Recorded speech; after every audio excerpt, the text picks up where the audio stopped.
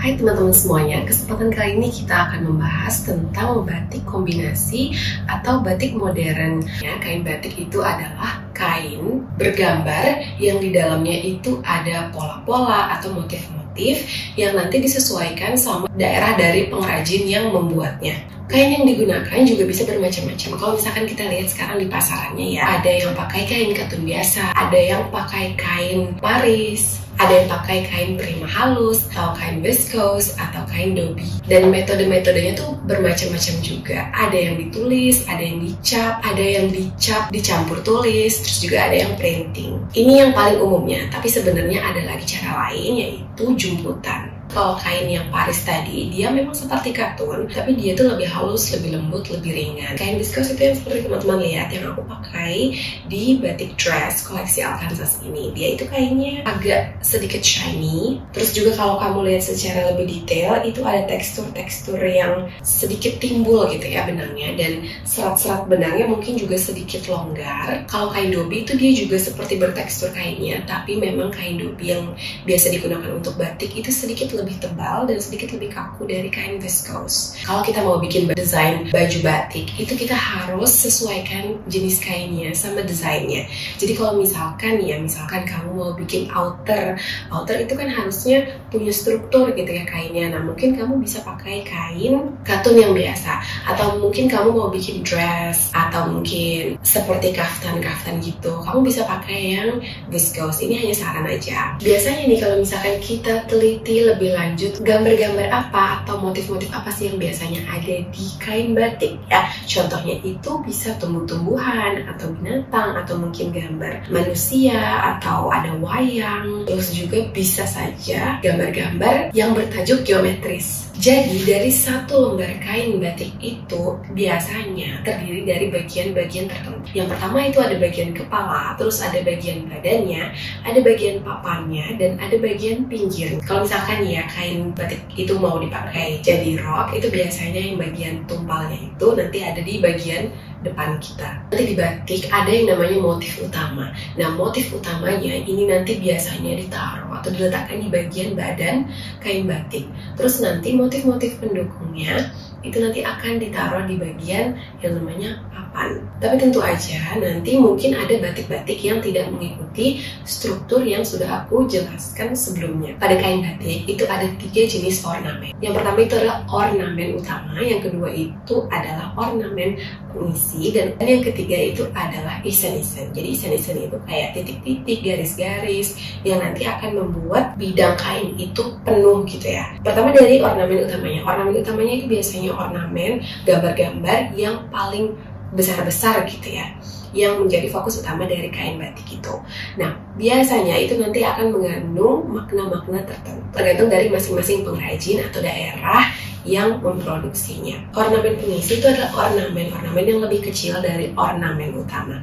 Nah, itu dia nanti fungsinya itu adalah untuk mendukung ya, untuk menghias ornamen utama dari batik. Itu biasanya dia lebih kecil, gambarnya lebih sederhana, diletakkan. Kemudian nanti yang terakhir itu adalah isen-isen tadi atau titik-titik ya. Biasanya nanti kamu bisa lihat di kain batik, entah itu titik, entah itu garis ya, kecil-kecil. Itu fungsinya untuk nanti melengkapi si kain batik tersebut, untuk mengisi gap-gap atau jarak-jarak antar ornamen utama dan ornamen pengisi. Jadi itu kain batiknya jadinya full ya gambarnya. Sekarang kita mau desain baju batik modern atau batik kombinasi. Kita mulai dari pola pikir kalau misalkan kita tuh mau bikin koleksi. Ya dalam membuat koleksi kita tuh harus memperhatikan overall dari siluet yang kita punya. Misalnya nih dalam satu koleksi kita punya 4 pieces dari garment atau 4 pakaian. Nah, dari keempatnya kita tuh perhatikan harmoni dan proporsi dari siluet-siluet atau desain-desain yang ada. Jadi kalau bisa jangan semuanya itu misalnya ya kayak long dress atau semuanya itu crop top. Kalau bisa tuh diberikan variasi dari pakaian, karena nanti ini tuh seperti kayak kita tuh punya we have everything for anyone. Jadi kalau dulu aku dikasih saran sama dosenku waktu kuliah fashion design, kalau bisa di koleksi itu kita punya banyak variasi-variasi pakaian supaya nanti misalnya kalau misalkan orang nggak suka pakai, aku nggak suka pakai yang crop top, oke, aku mau yang dress. Terus orang yang lain, aku nggak suka dress, oh di sini ada long outwear atau ada wrap dress kayak gitu, atau ada wrap outwear. Jadi kita tuh punya banyak pilihan atau opsi dari desain baju buat banyak konsumen. Nah, jadi yang paling sering aku lakukan kalau mau membuat koleksi itu adalah jadi aku buat di kertas. Di kertas itu tergantung dari mau bikin berapa. Misalnya aku mau bikin 4 pakaian dalam satu koleksi. Oke, jadi aku bikin 4 jenis siluet yang bervariasi, yang beragam, yang tetap sesuai sama DNA brand aku misalnya. Nanti disesuaikan sama DNA sama kamu. Kalau misalkan dari brand aku, misalnya aku suka sesuatu yang panjangnya tuh nanggung. Jadi nggak terlalu panjang dan nggak terlalu pendek, jadi nanggung-nanggung aja gitu. Ini contoh ya. Nah, terus nanti aku outline lah dari keempat baju nanggung tersebut. Aku bikin misalnya ada yang atasnya itu crop tapi nanti bawahnya itu panjang, atau nanti aku bikin midi dress. Nah, midi dressnya juga bervariasi. Ada yang cenderung itu megar ke bawah kayak A-line, atau mungkin nanti ada yang seperti hourglass, ke tengah-tengahnya itu lebih kecil, bagian pinggang gitu ya. Nah, jadi di situ maksudnya kita kombinasikan berbagai jenis siluet yang mungkin nanti possible untuk kita bikin dalam sebuah koleksi. Kalau misalkan kita sudah cocok nih sama semuanya, semua siluetnya, baru kita pilih yang mana yang kita mau desain gitu ya. Misalnya aku pilih yang ini, yang kanan atas. Oke, aku mau bikin seperti persegi panjang aja overall looknya, tapi nanti di bagian pinggang itu lebih kecil, di bagian waistline-nya.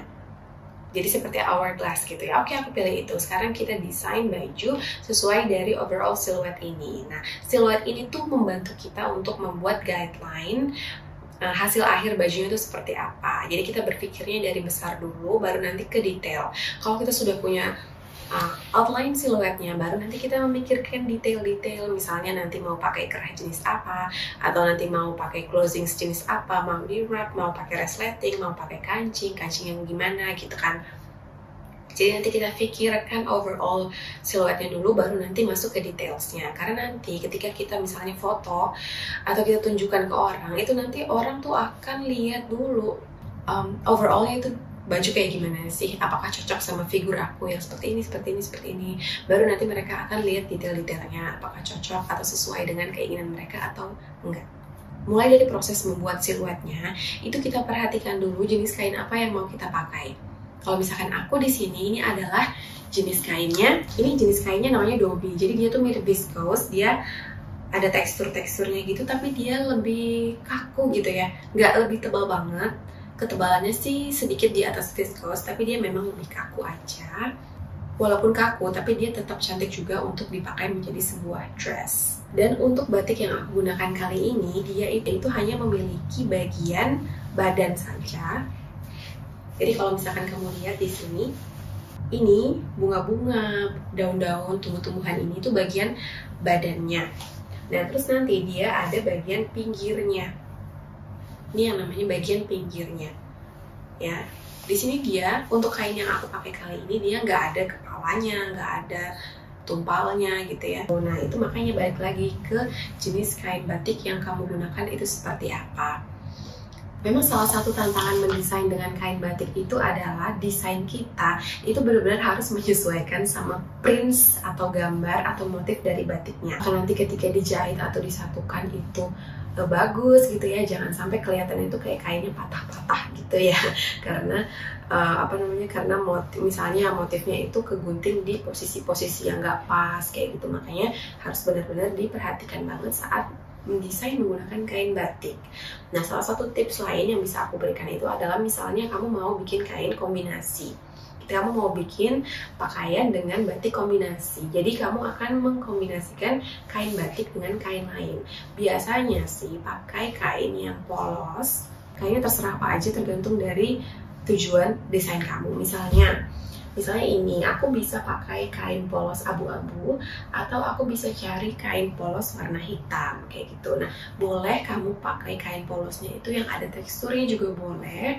Tapi usahakan warnanya itu pilih dari salah satu warna yang ada di kain batiknya, supaya nanti desainnya itu nggak terlalu all over the place atau kurang elegan kain jadinya. Karena memang nature dari kain batik itu adalah untuk pakaian-pakaian formal yang elegan. Jadi kalau mau bikin kombinasi, usahakan pilih kain polosnya itu yang warnanya sudah ada di kain batik ini. Kamu sudah punya siluetnya, kamu sudah bikin desainnya, kamu sudah punya kainnya, ini saatnya untuk kita melihat mock up-nya. Oke teman-teman semuanya, makasih banget sudah menonton video ini sampai selesai. Untuk saran ide video, silahkan di kolom komentar. I'll see you in the next video. Ciao!